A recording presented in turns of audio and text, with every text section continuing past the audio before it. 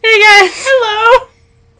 Alright, so welcome to our third week in October for the Drunken Library. This week we're going to be talking about this book here. It's called Kwaidan. Kwaidan. It's a collection of Japanese, ghost stories, but I don't really think that they're ghost stories. It's just fucking weird. Yeah, they're ghost-ish, and then it's compiled by this dude called Lafcadio Hearn. I don't know if I'm pronouncing that right. I'm not going to apologize, because he's been dead for a long time. Probably. Unless he's really old. But this book was... I'm pretty sure he died in the 20s or some shit like that. This book was originally published in 1904. This is really new edition. But this is a collection of stories, and some weird shit happens. Yeah, and the dude, there's not a dude. There's no dude. And... so there's this chick that keeps haunting her chest that all of her stuff was in after she died. And then they're like, oh, let's just give it all to the temple. So they do. She's like, no! And she's all haunting and staring at the thing. And then the priest is like, is there something under the paper in the drawers? And he finds his love letter. Ooh. But he never tells anyone about it, and then he dies. Yeah, and then he just burns it or something. And yay, okay, she's not haunting anymore. And then there's a story in here where this dude is a musician, and he tells the story of this war, and then his ears get ripped off because the rest of him is invisible. And he's being haunted by ghosts. Duh. Nice. There's the dude that's dreaming about the ants. I like that. Ow. Yeah, but you don't know. You don't know. And then you think royalty's just a dick. Yeah, you think royalty's not a dick because they're not real.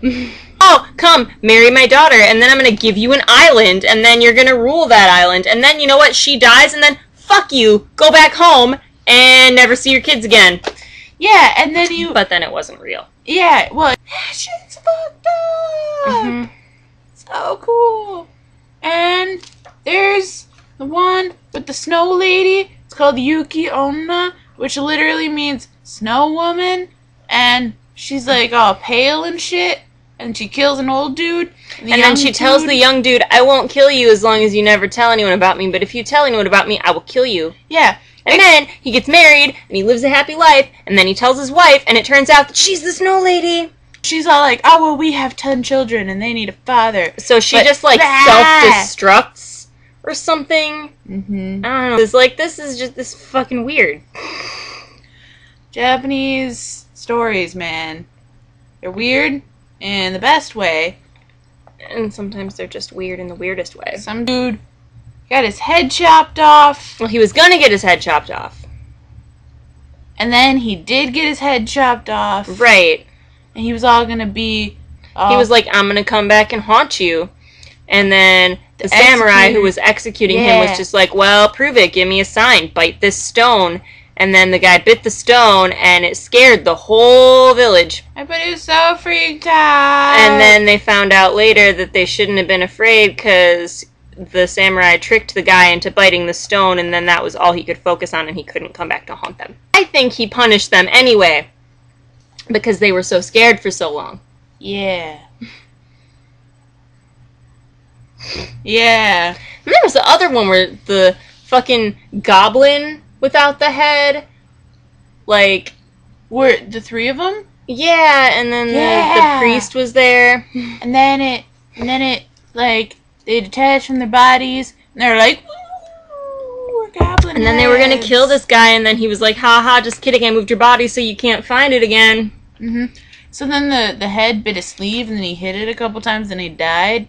And then he just had this head attached to his sleeve. I don't know why he didn't get, a new fucking robe. Oh, well, stop holding up the book, you look crazy. I am a little. I needed to cover my cleavage. What I learned is that a lot of the stories that are in here, that the Japanese tell and retell and write, they end, but they never really end.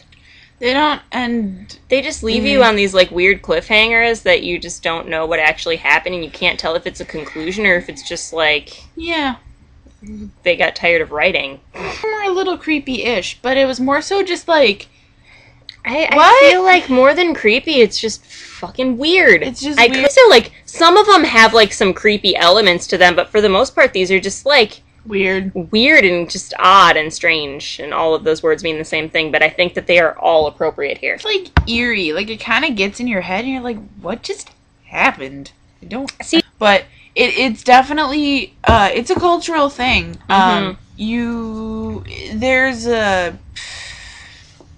thing. There is a thing. It was an interesting read. I think it was kind of a nice insight into, like, ancient Japanese culture and stuff, which is kind of cool. The book was written 110 years ago. And it's a collection of stories from even way before that. So that's this week's.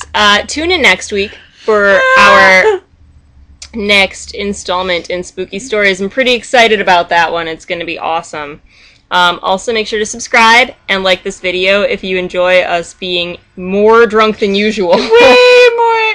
Yay, rum! And talking about things that mostly confuse us. Yay, rum! Comment with any recommendations. Also, like us on Facebook and friend us on Goodreads. Make sure follow us on Twitter. Yeah. All that. Tell all your friends. I mean, if you like it and you're like, hey, this is a pretty fun whatever, just be like, hey, you, over there too, all over the place. Watch this show. The info will be down yonder. Yay! Alright, awesome. Have a great day. Bye. Bye. I just got ramen hot cider in my shoe.